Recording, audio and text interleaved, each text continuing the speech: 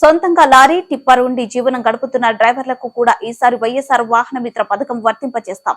5 వాహన మిత్ర పథకం ద్వారా ఏటా 10,000 చొప్పున ఇప్పటి వరకు 1296 కోట్లు ఇచ్చాం సీఎం వైఎస్ జగన్ అన్నారు.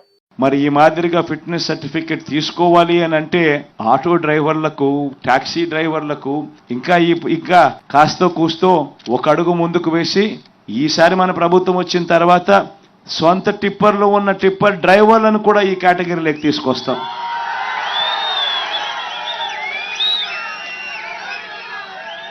వీళ్ళందరికీ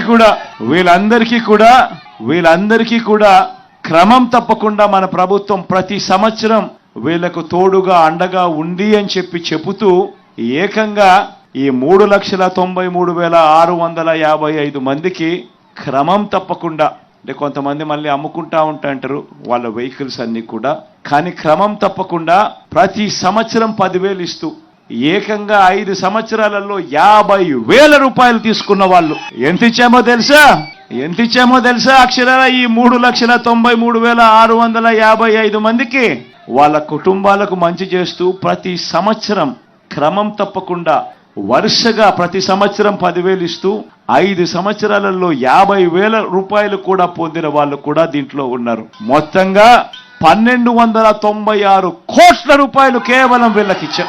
మరొకసారి చెప్తా ఉన్నాను, వాహన మిత్ర అనే కార్యక్రమం అనే స్కీమ్ తీసుకొచ్చి ఈ ప్రతి డ్రైవర్ కు తోడుగా సొంత టాక్సీ గాని సొంత ఆటో గాని కొనుక్కొని తన జీవనం సాగిస్తా ఉన్నా, సొంతంగా చేసుకుంటా ఉన్న ఇటువంటి వాళ్లకు ఏకంగా ఈ 5 సంవత్సరాల 58 నెలల కాలంలో 1,296 కోట్ల రూపాయలు వాళ్ళ చేతుల్లో పెట్టారు. ఈ ఒక్క పథకం ద్వారా ఈ రోజు మీ అందరికీ మరొక మాట కూడా చెప్తా ఉన్నా.